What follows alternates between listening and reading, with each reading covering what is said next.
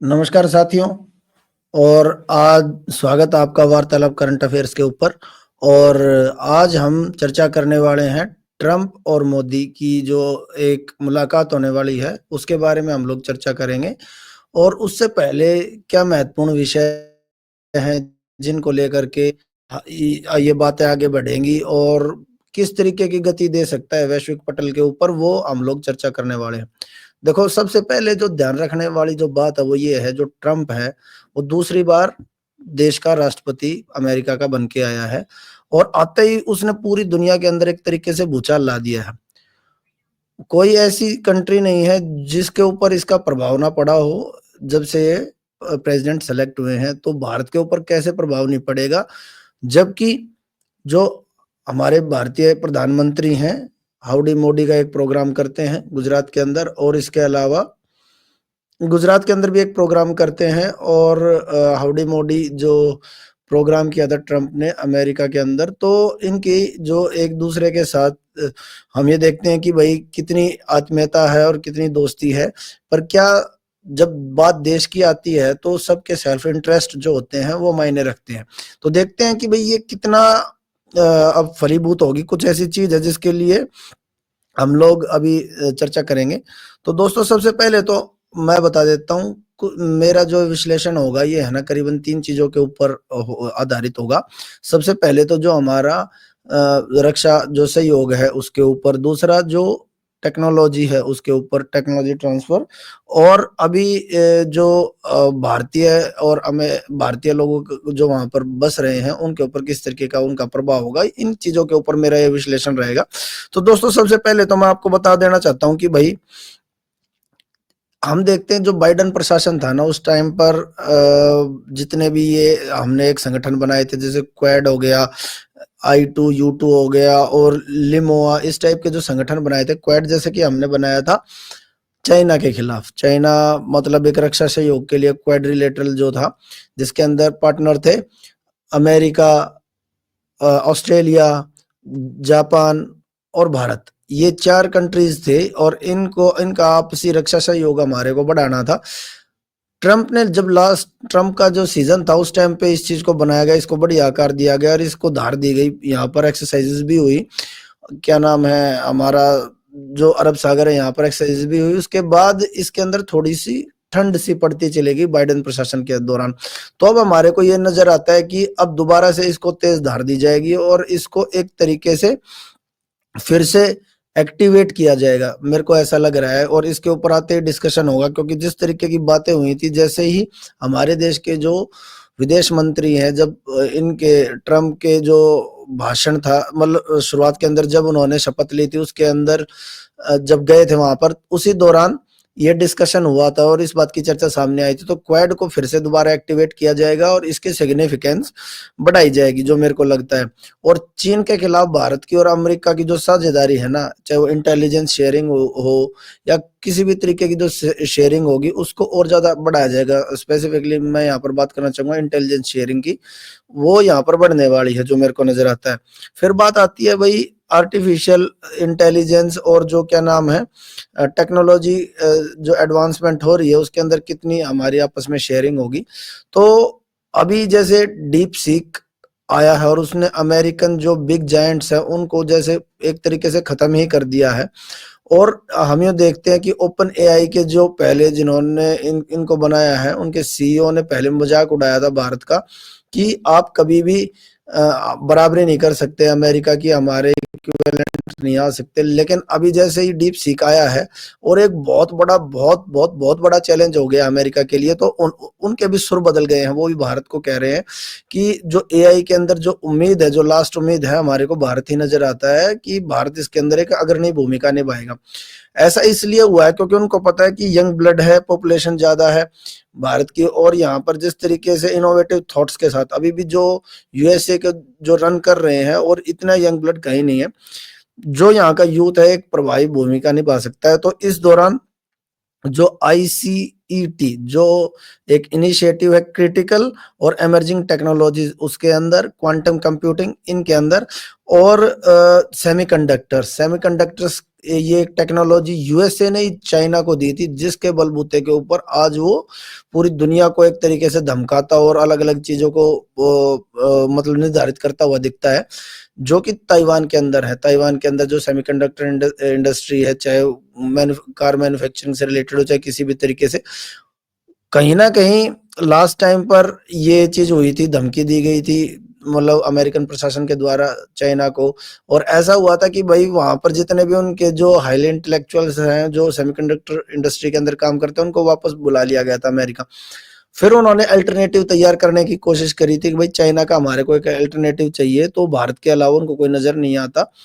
और इसी संदर्भ में एक काम टाटा, जो हमारे रतन टाटा जी, इन्होंने तमिलनाडु के अंदर एक सेमीकंडक्टर इंडस्ट्री से रिलेटेड एक प्लांट लगाने की भी बात की थी, जिसके अंदर 5,000 करोड़ रुपए इन्वेस्ट करने की उन्होंने कही थी। तो कहीं ना कहीं हमारे को ये लगता है कि भाई इसके अंदर और हमारा इन्वेस्टमेंट और हमारी जो नॉलेज शेयरिंग है वो बढ़ेगी। और इसके अलावा एक चीज है परप्लेक्सिटी जो एआई है, उसके अंदर जो भारत के वहां पर श्री राम कृष्णन, ये भारतीय इंडियन अमेरिकन है, जो इस चीज के अंदर हमारे को लगता है कि बहुत बड़ी भूमिका ये निभाने वाले हैं। तो यूं सोचो कि ये दूसरी चीज है जिसके ऊपर बहुत बड़ा इम्पैक्ट आने वाला है, और जो हम चर्चा करेंगे, मतलब जो मोदी जी और ट्रम्प है वो चर्चा करेंगे। और तीसरा सबसे बड़ा जो इम्पैक्ट जिसकी चीज के ऊपर डिस्कस होगा वो होगा ऊर्जा नीति, मतलब जो एनर्जी है उसके ऊपर, और इंडिया के ऊपर उसका क्या इम्पैक्ट आएगा।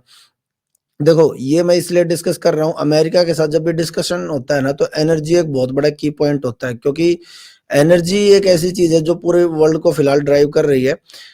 हमने देखा था कि एक टाइम पर मनमोहन सिंह जी थे, उन्होंने जो परमाणु समझौता किया था, एटॉमिक जो समझौता किया था इनके साथ, उसका बहुत बड़ा प्रभाव पड़ा था भारत के ऊपर। और अब हम देखते हैं कि भाई और क्या प्रभाव पड़ेगा। ट्रम्प की जहां तक बात की जाए तो उन्होंने वो हर चीज को दोबारा एक अलग नजर से देखने की कोशिश करते हैं। उन्होंने जो पेरिस जो क्लाइमेट जो जलवायु समझौता था उससे बाहर आ गए थे, बोला भाई मैं इसको मानता नहीं हूँ, ये कहीं ना कहीं बायस्ड है, और उसको उन्होंने मना कर दिया था। तो अब देखते हैं कि वो दोबारा से वो रेलिवेंट होगा या नहीं होगा। और ट्रम्प ने अभी एक चीज बोल दी है अपनी कंट्री के अंदर, ये बोल दिया है कि ड्रिल ड्रिल ड्रिल, भाई ड्रिल करो, निकालो तेल निकालो। इससे पहले बाइडेन प्रशासन ने क्या किया था, जो ट्रम्प से पहले था, उन्होंने बोल दिया था कि हम तो बाहर से ही तेल लेंगे, अपनी कंट्री के अंदर ड्रिल नहीं करेंगे। जबकि ट्रम्प ने आते ही बोला है कि अगर मेरे को अपनी कंट्री को मेक अमेरिका ग्रेट अगेन बनाना है, तो मेरे को ज्यादा से ज्यादा एनर्जी के रिसोर्स चाहिए। पहले तो अलास्का के अंदर नहीं हो रहा था, उन्होंने बोला कि अमेरिका में भी, अलास्का में भी, और इसके अलावा अगर मेरे को ग्रीनलैंड में भी दिखता है, चाहे वो हमारे अंदर है या नहीं है, ड्रिल करो, हमारे को चाहिए। हमारे को एनर्जी रिसोर्सेज सस्ते से सस्ते चाहिए, ताकि हमारी डेवलपमेंट फास्ट से फास्ट हो सके। तो ये एक सबसे बड़ा प्रभाव पड़ने वाला है। इसके अंदर जो फायदा है ना, फायदा कहीं ना कहीं ये भी हमारे को नजर आता है कि अगर हमारे बढ़िया उनके साथ समझौते हो जाते हैं, तो हमारे पास एक अल्टरनेटिव और हो जाएगा एनर्जी रिसोर्सेज के लिए, अगर ये हो गया तो। दूसरी एक चीज और भी है, लेकिन ट्रम्प चूंकि एक अनप्रेडिक्टेबल आदमी है, अगर उसने बोल दिया कि जो ये पेरिस क्लाइमेट जो ये एग्रीमेंट हुआ था, उसने अगर कोई नई टर्म्स एंड कंडीशन डाल दी, तो उसका पूरे वर्ल्ड के ऊपर बहुत बड़ा इम्पैक्ट पड़ेगा।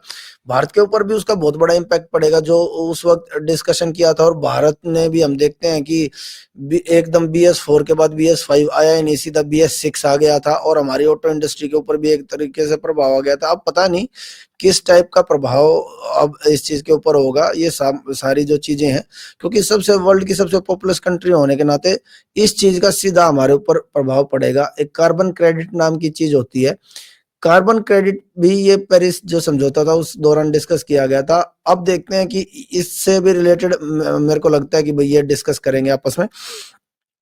अच्छा, और जैसे कि ये हो गया जो रिन्यूएबल सोर्स ऑफ एनर्जी हैं, कहीं ना कहीं उसके ऊपर भी काम हो सकता है। लेकिन फिलहाल जो झुकाव रहेगा, मेरे को ऐसा लगता है ट्रम्प का, वो रहेगा कि जो ये non renewable source of energy है, और जो फॉसिल फ्यूल है, जिस तरह जीवाश्म ईंधन बोलते हैं जिसको, पेट्रोल डीजल, मतलब पेट्रोलियम प्रोडक्ट्स, इसके ऊपर ड्रिल करने के ऊपर ज्यादा रहेगा। और इसका कहीं ना कहीं वो अपना तेल भी मार्केट में उतारने की कोशिश कर सकता है। अच्छा, एक चीज और भी है, मैं बता देता हूँ। रूस के संबंध के अंदर जो इनके नए फाइनेंस मिनिस्टर हैं, उनका नाम है स्कॉट बेसेंट। उन्होंने अब जैसा कि सोचा गया था उसके अपोजिट एक काम कर दिया। उन्होंने बोला है कि हम रशिया के ऊपर और भी कड़े प्रतिबंध लगाएंगे। हालांकि रशिया को इस बात से कोई फर्क नहीं पड़ता, उनके लिए तो चाहे उनको बिल्कुल ब्लॉक ही कर दो। जितना उनके ऊपर ये प्रतिबंध लगा रहे हैं, जितना उनको किसी चीज से प्रोहिबिट कर रहे हैं, वो उतने सेल्फ डिपेंडेंट होते जा रहे हैं। उनको इतनी बड़ी कंट्री है, हर तरीके के रिसोर्सेज हैं, वो उतने ज्यादा अच्छे होते जा रहे हैं। लेकिन अगर उनके ऊपर और प्रतिबंध लगाए, अभी भारत जो यूरोप को रशिया से सस्ता तेल खरीद कर, भारत में तेल ना होने के बावजूद उसको रिफाइन करके यूरोप को ऊंचे दामों में बेच करके, पूरे एक टाइम पर तो पूरे वर्ल्ड का बिगेस्ट बिगेस्ट सेलर बोल लो, प्रोड्यूसर बोल लो, वो हो गया था भारत। सऊदी भी सोचता रह गया था कि बिगेस्ट प्रोड्यूसर ऑयल का होने के बावजूद भी मैं इसको सेल नहीं कर पा रहा, और इंडिया के पास कोई ऐसे ऑयल के बड़े रिच रिसोर्सेज ना होने के बावजूद भी यूरोप को सबसे बड़ा सेलर हो गया था। तो ये सबसे बड़ा होश फाख्ता करने वाली चीज थी। कहीं ना कहीं अगर सख्ताई और बढ़ती है और इस तरफ भी चीजें बढ़ती है ना, तो भारत को एक तरीके से जो रेवेन्यू बेनिफिट हो रहा था, ये लॉस भी होता मेरे को लगता है। और दूसरी जो चीज है, कहीं ना कहीं जो तेल की कीमतें 83 डॉलर पर बैरल से इससे आगे बढ़ती नजर आ रही हैं। और दूसरी एक चीज और भी है, अब आती है ईरान के रिगार्डिंग। ईरान को हमारे को दिख रहा है कि भाई ईरान के ऊपर और ज्यादा उसका शिकंजा कसने की कोशिश करेगा, उसकी गर्दन दबाने की कोशिश करेगा अमेरिका, और उसके तेल को रोकने की बहुत ज्यादा बिल्कुल सेलिंग रोकने की कोशिश करेगा। अब ये मेरे को पता नहीं है बिल्कुल रियल नैरेटिव है या फेक नैरेटिव है, लेकिन ट्रंप ने तो बोला है अगर मेरे को हो जाता है, किसी ने मेरी जान लेने की कोशिश करी, तो ईरान को आप बिल्कुल उड़ा देना, खत्म कर देना। जबकि मुझे ऐसा लग रहा है कि ये एक नई पटकथा लिखी जा रही है, क्योंकि ट्रंप के ऊपर तो इनके इलेक्शन कैंपेन के दौरान भी इनको मारने की कोशिश की गई थी। जबकि अब ये इस बात को किसी और डायरेक्शन की तरफ लेते जा रहे हैं, तो ये कुछ इम्पैक्ट पड़ने वाला है। इंडिया का जो चाबहार पोर्ट है, इंडिया के पर्सपेक्टिव में अगर उसके संदर्भ में बात करूं, तो चाबहार पोर्ट को इसीलिए डेवलप किया गया था क्योंकि पाकिस्तान अपने ऊपर से उड़ने की छूट नहीं दे रहा था। अफगानिस्तान और जो सेंट्रल एशिया के जो देश है, जैसे कजाकिस्तान, उज्बेकिस्तान, जितने भी स्थान कंट्रीज है, वहां तक जाने का रास्ता नहीं दे रहा था। तो चाबहार पोर्ट डेवलप किया गया, ग्वादर पोर्ट के बिल्कुल सामने पाकिस्तान के, और वहां से सीधी एक रेलवे लाइन बिछाई गई ईरान के अंदर, जो अफगानिस्तान की बॉर्डर तक जाती थी। उसके ऊपर भी खतरा मंडराता नजर आ रहा है। अभी देखते हैं मोदी जी डिस्कस करके क्या उनसे लेकर के आ पाते हैं, क्योंकि अगर उसके ऊपर ईरान के ऊपर अगर खतरे की बात हुई, ईरान ने हाल ही में अपनी राजधानी भी चेंज की थी, तेहरान से लेकर के वो सेंट्रल नीचे की तरफ लेकर के आ गया है। तो खतरा वहां भी है। अगर ये चीज देखते हैं तो इसके ऊपर देखते हैं कितना इस डिस्कशन से क्या डील अपने हित में करवा करके ला सकते हैं मोदी जी। ये एक चीज मेरे को नजर आती है जो वहां पर डिस्कस होगी। अच्छा, एक चीज और भी है, cryptocurrency. Cryptocurrency dedollarization की इससे पहले बहुत सारी बातें चल रही थी, और ट्रंप ने आते ही धमकी दे दी, अगर पूरी दुनिया ने हमारे को डी डॉलराइज होने से हमारे को मतलब बाहर फेंका, तो मैं पूरी दुनिया की ईंट से ईंट बजा दूंगा। उसने धमकी ब्रिक्स कंट्रीज को भी दी। ब्रिक्स का मतलब Brazil, India, Russia, China, south Africa.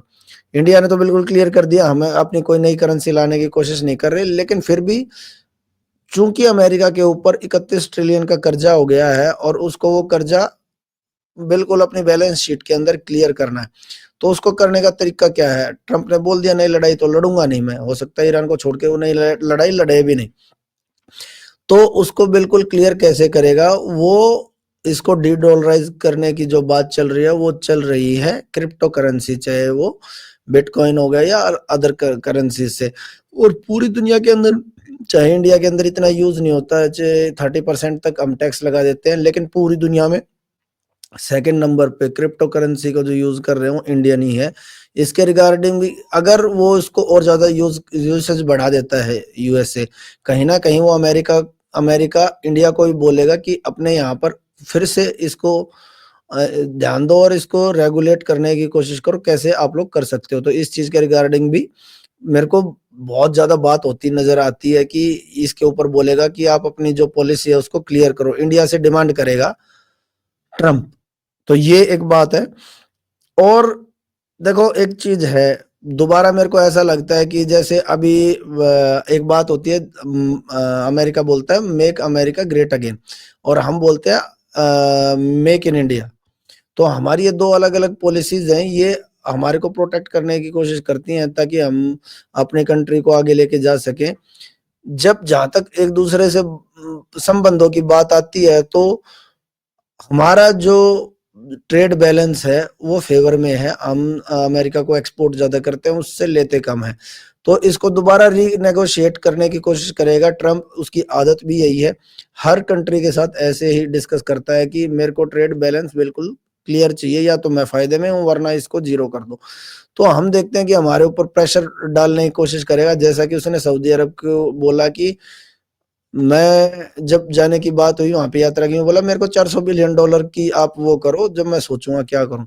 तो वहां के जो क्राउन प्रिंस है उसने बोला कि मैं 600 बिलियन की इन्वेस्टमेंट करूंगा अमेरिका के अंदर।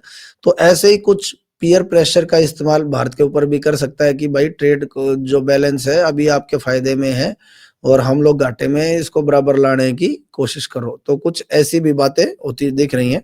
तो ये जो एक पहले से ही एक परिपाटी जो निर्धारित कर दी गई थी उससे बिल्कुल सेपरेट तरीके से इन दोनों के संबंध मुझे स्थापित होते नजर आ रहे हैं, और एक अलग तरीके से डील होगी, और ये बहुत ज्यादा मतलब पूरी दुनिया देखेगी एक तरीके से इसको, क्योंकि जिस तरीके की जो भूमिका भारत ने निभाई है, G20 को G21 बनाया, अफ्रीकन यूनियन को वो किया, और इंडिया ने एक तरीके से जो एक तरीके से पूरे जो साउथ कंट्रीज जो थी उनको एक तरीके से लीडर बन करके आया है, और सामने हमारे एक ऐसा कंटेंट आ जाता है जो बोलता है कि मेरे को भी वर्ल्ड डोमिनेंस चाहिए है।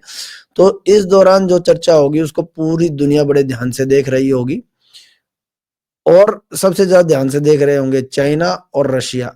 चाइना इसलिए देख रहा होगा क्योंकि अब जो भौहें जो खिंचती नजर आ रही हैं वो ईरान और चाइना के खिलाफ ही खिंचती नजर आ रही हैं।